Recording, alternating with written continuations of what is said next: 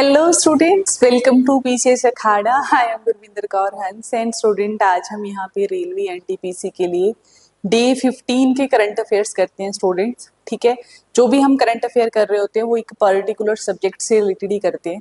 ठीक है, तो आज जो हम सब्जेक्ट उठाएंगे वो उठाएंगे हम इकोनॉमिक्स। इकोनॉमिक्स से रिलेटेड जो भी इंपॉर्टेंट करंट अफेयर्स हैं उनको हम यहाँ पे देखते हैं एमसीक्यू की फॉर्म में। ठीक है जी, ओके। तो ये हमारा डे 15 है। इसी के साथ स्टूडेंट हमारा रेलवे एनटीपीसी का बैच आपको पता ही है, चल ही रहा है। ठीक है, 999 में ये बैच है। ठीक है, 90 डेज का ये कोर्स रहेगा, फास्ट ट्रैक कोर्स है, तो आप इसको एसेस कर सकते हैं। ठीक है जी, ओके। फिर हमारी नेशनल करंट अफेयर की सीरीज चली रही है इस चैनल के ऊपर, आप सबने देखी ही होगी। ठीक है, तो आप वो करंट अफेयर की सीरीज देखिए स्टूडेंट और अपने नेशनल करंट अफेयर कवर करिए। ओके, तो अब जो है, जो हमारा फर्स्ट क्वेश्चन है वो आप देख लीजिए यहाँ पे। ठीक है, फर्स्ट क्वेश्चन आपकी स्क्रीन पे है स्टूडेंट। बहुत ही इंपॉर्टेंट क्वेश्चन है related to our fiscal year 2025 के लिए जो यहाँ पे अनाउंसमेंट हुई है, ग्रोथ अनाउंसमेंट, उस वो हम देखते हैं यहाँ पे। ठीक है, तो क्वेश्चन देखो, कहता है which organization reduced India's fiscal year 25 GDP. GDP क्या होता है? Gross domestic production. ठीक है, जो आपकी प्रोडक्शन होती है। ठीक है, पूरा साल जो एक कंट्री प्रोड्यूस कर रही होती है। ठीक है, okay. Growth forecast to 6.9 to 7.1%। कहता भी किसने ऐसा बोला है कि भाई आपकी जो ग्रोथ है, कौन सी ऐसी ऑर्गेनाइजेशन है जिसने इंडिया की फिस्कल ईयर 2025 की जो ग्रोथ है, ठीक है, वो यहाँ पे रिड्यूस कर दिए, कम कर दिए, कि उसने बोला कि नहीं भाई इंडिया की जीडीपी इतना ज्यादा ग्रो नहीं करेगी, इतने परसेंट तक ही इंडिया की जीडीपी ग्रो करेगी। ठीक है, कुछ इस तरीके से। तो पहला कहता है world bank, IMF, NIPE, FP, RBI. ठीक है, आरबीआई तो भाई खुद की ऑर्गेनाइजेशन ही है हमारी, है ना, रिजर्व बैंक ऑफ इंडिया। ये भी अपनी रिपोर्ट देती है, ठीक है, कि भाई इंडिया जो है, इंडिया की जीडीपी कितना ग्रो करेगी आने वाले साल में। ठीक है, बट इसका जो करेक्ट ऑप्शन है दैट इज एनआईपीएफपी। ठीक है, ये इसका करेक्ट ऑप्शन है, आंसर नंबर सी यहाँ पे करेक्ट ऑप्शन है इसका। ठीक है, ओके। तो इन्होंने यहाँ पे क्या किया है, हमारी ग्रोथ को फोरकास्ट किया है कि भाई इंडिया की जो ग्रोथ है वो इतनी रहने वाली है। ठीक है जी, समझ आई? यस और नो? ओके, ठीक है, ठीक है बच्चे। अच्छा ठीक है, अच्छा एक चीज और, एनआईपीएफपी की जो फुल फॉर्म है that is our national institute,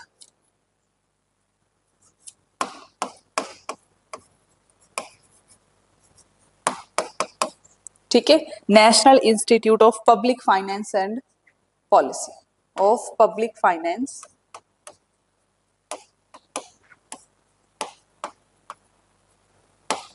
and policy,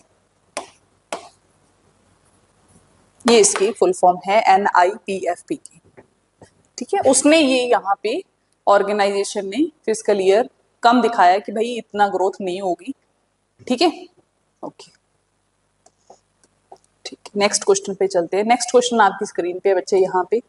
ठीक है, क्या है क्वेश्चन? कहता है India recently sign an agreement with which country with lithium exploration. ठीक है, लिथियम पता है ना आपको क्या चीज है? लिथियम सबसे ज्यादा किसमें यूज करते हैं? जो हमारी बैटरीज आती है ना, लिथियम जो है वो एक इंपॉर्टेंट यहाँ पे क्या है हमारा, इंपॉर्टेंट हमारी यहाँ पे क्या है, मिनरल है that is used for the battery production, है ना।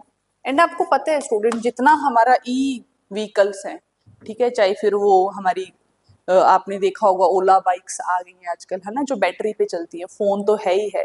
तो इतनी सारी हमारी जो इलेक्ट्रॉनिक्स मार्केट है यहाँ पे, वहाँ पे बैटरी की रिक्वायरमेंट बहुत ज्यादा है। ठीक है, और बैटरीज को बनाने के लिए आपको पता है उससे रिलेटेड रॉ मटेरियल तो हमें चाहिए ही है ना, एंड लिथियम बहुत ज्यादा इंपॉर्टेंट यहाँ पे रॉ मटेरियल है। ठीक है, और ये जो है ना स्टूडेंट, जो लिथियम है, ठीक है, वहां पे इंडिया में ऐसा कुछ भी, इंडिया में बहुत कम मिलता है। लिथियम मेटल जो है हमारी वो बहुत ही कम है। ठीक है, ओके, लिथियम जो है वो बहुत ही कम है हमारे लिए यहाँ पे। ठीक है, तो लिथियम के कुछ कुछ यहाँ पे क्या है, हमारी कंट्रीज है जहाँ पे लिथियम सबसे ज्यादा है।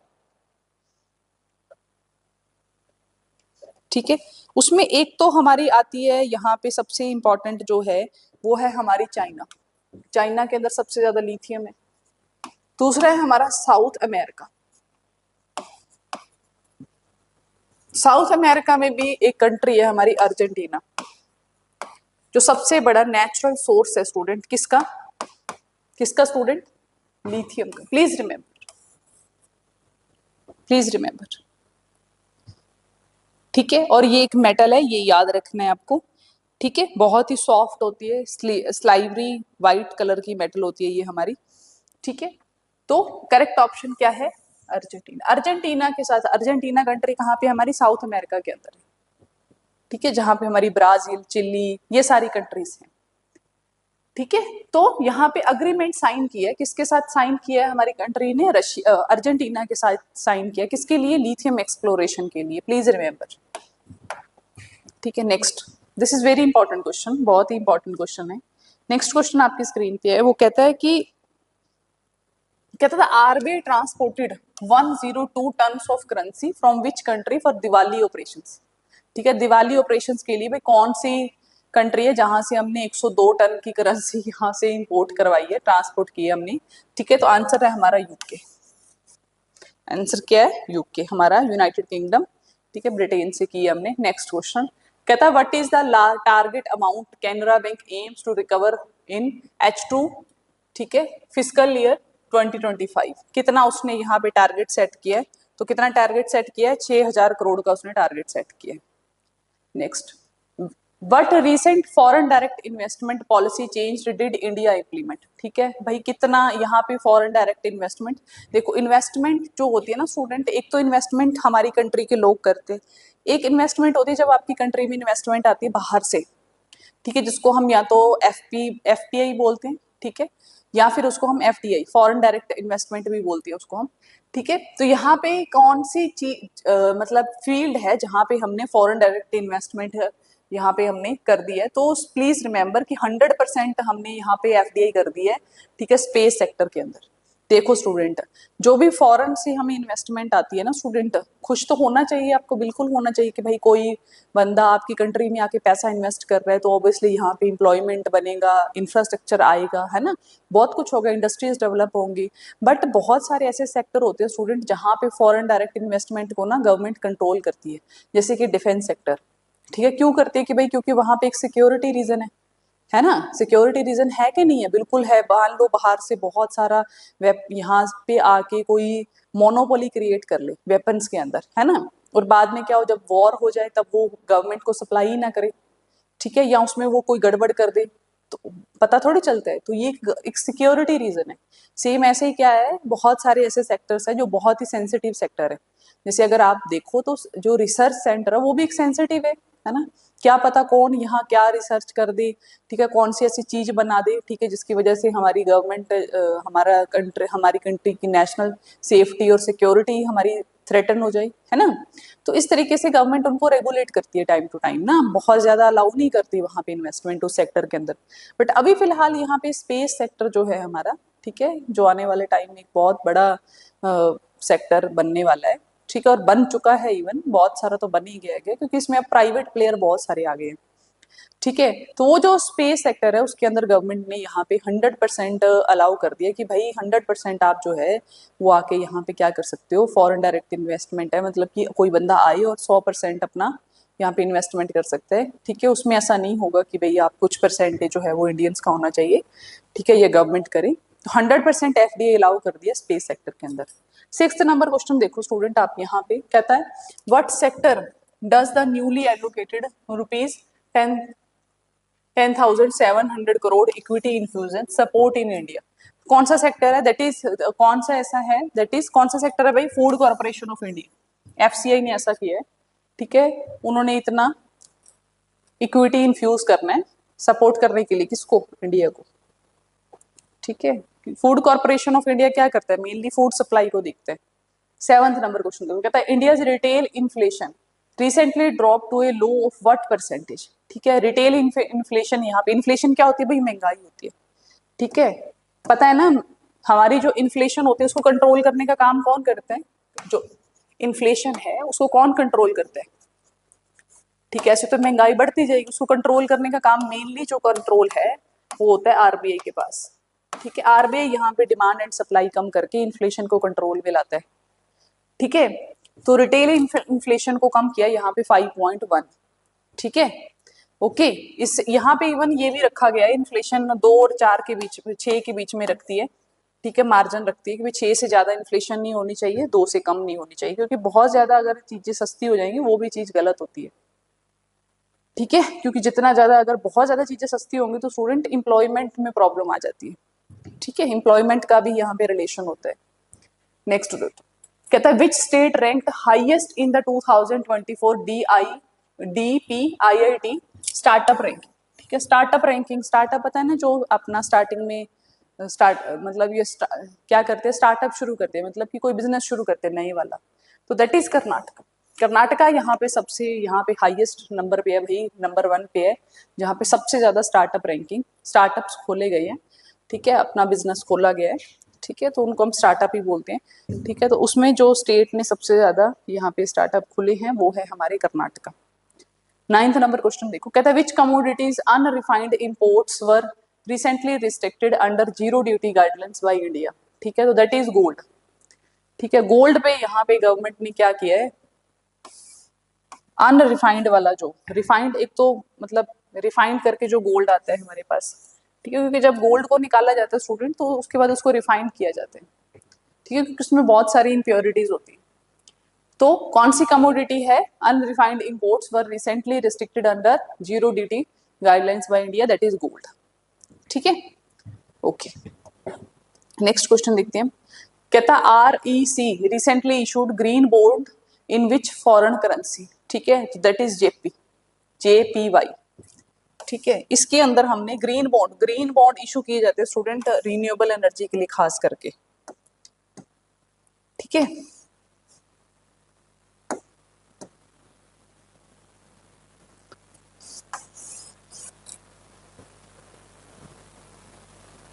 ठीक है, ग्रीन बॉन्ड इशू कर रहे हैं, कहता है REC recently issued green bond in which foreign currency, that is JPY, ठीक है, JPY हमारी फॉरेन करेंसी है, उसके अंदर यहाँ पे क्या किया है, ग्रीन बॉन्ड के लिए हमने फॉरेन करेंसी अलाउ की है,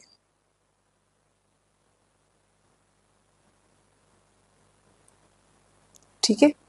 JPY क्या है, क्या कुछ भी नहीं है, जापान का जो येन है वही है, ठीक है।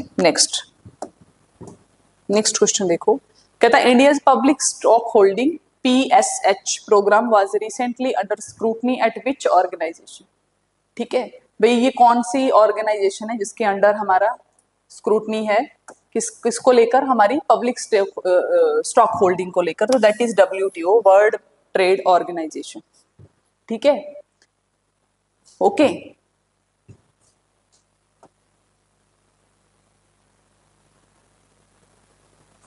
नेक्स्ट अगर बात करें, कहता what is India current foreign exchange reserve approximately valued, ठीक है, फॉरेन एक्सचेंज रिजर्व होता है, ठीक है, जैसे मान लो आप क्या है, आप USA में रहते हो, ठीक है, इंडिया करेंसी क्या है, रुपी, और USA क्या है, डॉलर, ठीक है, तो अब क्या होता है जब कोई ट्रेड होता है या फिर मान लो आपने अपने घर में इनकम भेजनी है या कैसे भी है, तब क्या होगा, वहां पे चेंज होता है, ठीक है, एक्सचेंज होता है ना, ठीक है, एक्सचेंज होता है किसका, करेंसी का, क्योंकि ऑब्वियसली आपके इधर तो डॉलर नहीं चलता है ना, ठीक है, और वहां पे रुपये नहीं चलते, तो यहाँ पे क्या होता है स्टूडेंट, एक्सचेंज किया जाता है, या मान लो जो बिजनेसमैन होते हैं, ठीक है, मान लो उधर से कोई सामान आ रहा है, इधर से कोई गुड्स जा रही है, ठीक है, तो गुड्स एंड सर्विसेज का जब ट्रेड होता है स्टूडेंट, तो वहां पे क्या होता है, करेंसी एक्सचेंज होता है, ठीक है, तो स्टूडेंट यहाँ पे वो बोल रहा है कि इंडिया की करंट आपको फॉरेन एक्सचेंज रिजर्व बताना है, कितना प्रेजेंट है इस टाइम पे, कितना प्रेजेंट है हमारा, किसका फॉरेन एक्सचेंज रिजर्व कितना पड़ा है, तो इंडिया के पास बहुत अच्छा खासा फॉरेन एक्सचेंज रिजर्व पड़ा हुआ है स्टूडेंट, और ये बहुत जरूरी है,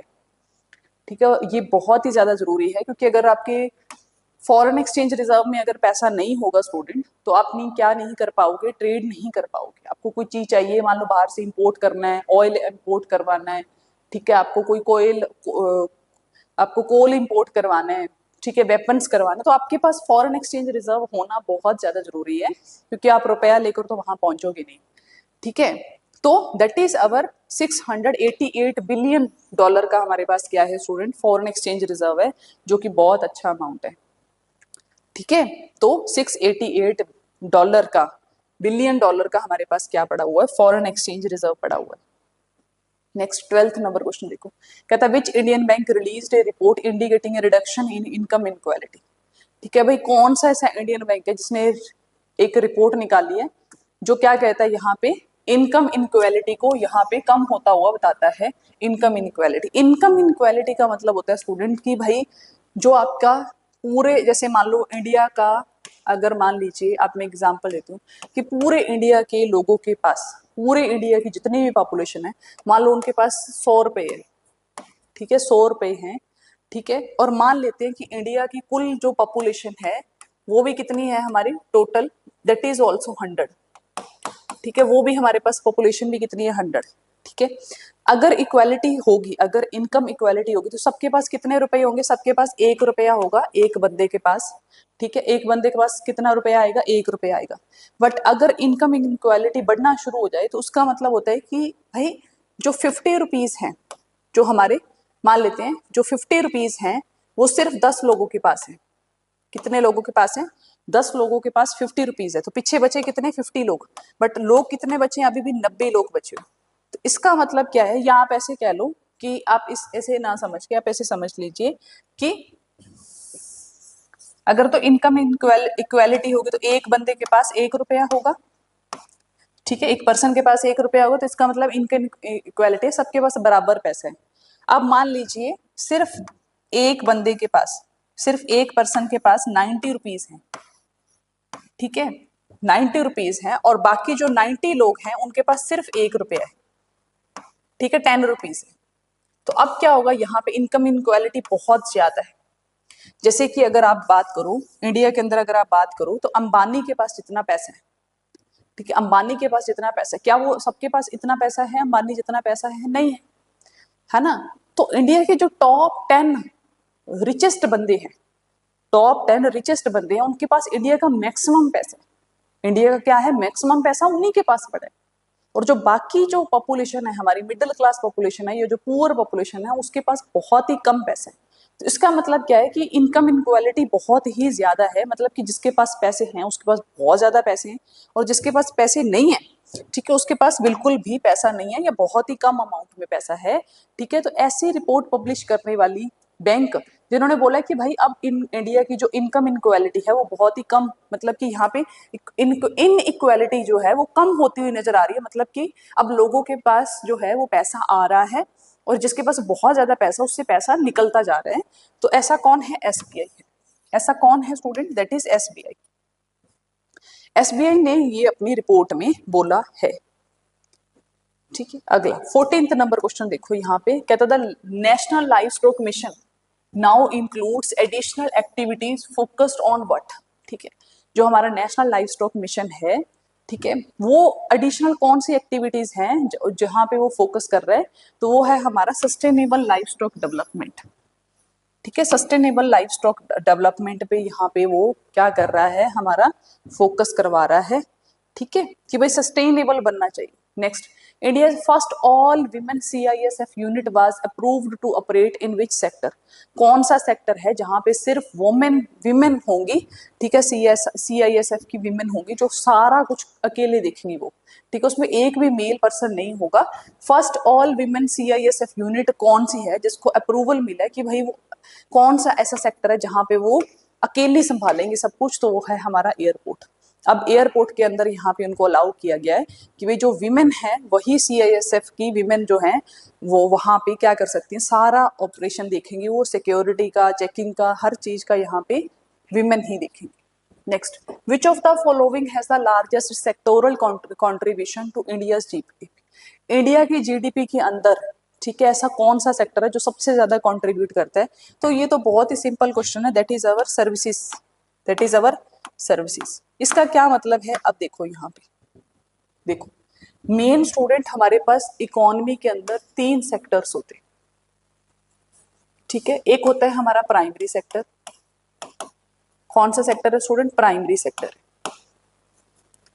जिसको हम प्रोडक्शन सेंटर भी कहते हैं, प्रोडक्शन सेक्टर भी बोलते हैं। जैसे कि एग्जांपल दो, इसका एग्जांपल है हमारा एग्रीकल्चर। प्राइमरी का एग्जांपल क्या होगा, हमारा एग्रीकल्चर, क्योंकि एग्रीकल्चर के अंदर हम हर चीज प्रोड्यूस कर रहे हैं, ठीक है। फिर हमारा सेकंड सेक्टर होता है स्टूडेंट मैन्युफैक्चरिंग, जिसके अंदर हम क्या करते हैं, प्रोसेसिंग करते हैं। क्या करते हैं, प्रोसेसिंग करते हैं। प्रोसेसिंग का मतलब क्या है स्टूडेंट, यहाँ पे अब जैसे मान लो आपने फ्रूट बना लिया, यहाँ पे मान लो फ्रूट की प्रोडक्शन की, मैन्युफैक्चरिंग के अंदर आप क्या करोगे, उसका फ्रूट जूस बनाओगे, क्या बनाओगे, जूस बनाओगे उसका, ठीक है। फिर उसको डब्बे में बंद करके उसको बेचोगे आप, जैसे या फिर जैसे मैं एक और एग्जांपल दूं, एग्रीकल्चर के अंदर जैसे आपने कॉटन का प्रोडक्शन किया है ना, आपने कॉटन बनाई, फिर उससे मैन्युफैक्चर के अंदर आपने क्या बनाया, कपड़े बनाए, है ना। टेक्सटाइल इंडस्ट्री जो है that is the example of manufacturing. Third होता है स्टूडेंट सर्विस सेक्टर। सर्विस का मतलब क्या है कि आप सर्विस दे रहे, जैसे इसका बेस्ट एग्जांपल है मैं खुद, ठीक है, मैं आपको सर्विस दे रही हूँ, किस चीज की, एजुकेशन की। तो यहाँ पे एजुकेशन जो है वो एक सर्विस है, इसमें आप कुछ प्रोड्यूस नहीं कर रहे, आप अपनी सर्विस दे रहे हो। और क्या, डॉक्टर है वो अपनी सर्विसेज दे रहा है, और क्या है, इंजीनियर है वो भी अपनी एक सर्विस दे रहा है ना, पायलट जो है वो भी एक सर्विस दे रहा है, बैंक है वो भी एक सर्विस दे रहा है ना, सर्विस प्रोवाइड कर रहे हैं ना बच्चे वो, ठीक है, प्रोड्यूस थोड़ी कर रहे, कोई चीज मैन्युफैक्चर थोड़ी कर रहे, ठीक है। तो ये सारा सेक्टर जो है that is our service sector, ठीक है। तो सबसे ज्यादा अगर कोई सेक्टर ग्रो किया है इंडिया के अंदर दैट इज सर्विस सेक्टर, जो कि ऑलमोस्ट हमारा 50% से भी ज्यादा है, ठीक है। जो एग्रीकल्चर है सेक्टर हमारा वो भी ठीक ठाक है हमारा, इतना अच्छा तो नहीं है खैर, ठीक है। जो सर्विस सेक्टर है वो भी बहुत अच्छा है, लेकिन जो हमारा सबसे ज्यादा लोवेस्ट सेक्टर है that is our manufacturing sector. Industries India के अंदर बहुत ही कम है, बहुत ही कम, ठीक है। एग्रीकल्चर सेक्टर, प्रोडक्शन सेक्टर तो हमारा इसलिए अच्छा है क्योंकि भाई हम कृषि प्रधान कंट्री हैं, देश है हमारा, ठीक है। सर्विस सेक्टर हमारा खुद हमने खुद डेवलप किया उसको आफ्टर अवर इंडिपेंडेंस। बट जो मैन्युफैक्चरिंग सेक्टर है उस पर गवर्नमेंट ने ध्यान नहीं दिया, गवर्नमेंट की पॉलिसीज ऐसी नहीं है, जिसकी वजह से स्टूडेंट हमारा मैन्युफैक्चरिंग सेक्टर लॉस में है इस टाइम, ठीक है। नेक्स्ट 17th नंबर क्वेश्चन देखो, कहता है recently SEBI proposed changes to which financial metric to reduce investor cost. भाई सेबी ने क्या किया यहाँ पे, प्रपोज किया to which financial metric to reduce investor cost, तो वो है टोटल एक्सपेंस रेशो के, उसने यहाँ पे कम करने के लिए बोला है, ठीक है, इन्वेस्टर की कॉस्ट को कम करने के लिए।